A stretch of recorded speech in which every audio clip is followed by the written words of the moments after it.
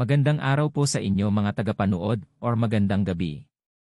Ito po ay isang reaction video lamang mula kay Tayo na at mag-subscribe sa kanya.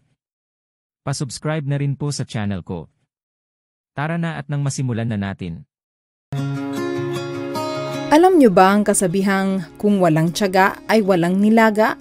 Ito ay maihahalin tulad natin sa ating mga ginagawa na kung wala tayong tiyaga ay walang magandang kalalabasan. Lalo na sa panahon ngayon na maraming nagiging distraction sa atin upang matapos ang mga dapat natin magawa, kagaya ng social media, online games, and other entertainments. Kaya ito ang ilang mga tips para tayo ay maging diligent o matyagain. Rise up early.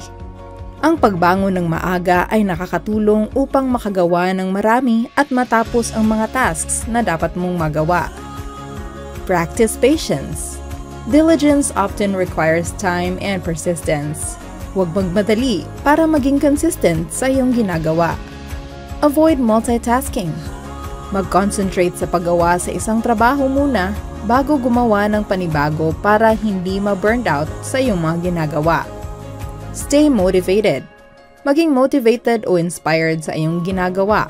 Isipin palagi bakit mo ito ginagawa at anong benepisyo ang makukuha mo dito. Stay organized. Mag-ayos o maglinis ng iyong workspace. Nakakatulong ito para maiwasan ang mga distractions. Marahil marami sa atin ang gumagamit ng social media or other entertainments para magkaroon ng relaxation at hindi ma-burned out sa ating trabaho o sa iba pa nating ginagawa. Pero tandaan natin, maging self-aware tayo kung labis na ang pagkahumaling natin sa mga ito. At nakakalimutan na natin ang mga priorities na dapat nating gawin. You can do it!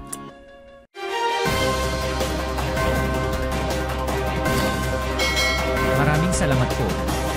Huwag kalimutan mag-subscribe na po tayo. Pa-subscribe na rin po sa channel ko. Bye-bye po.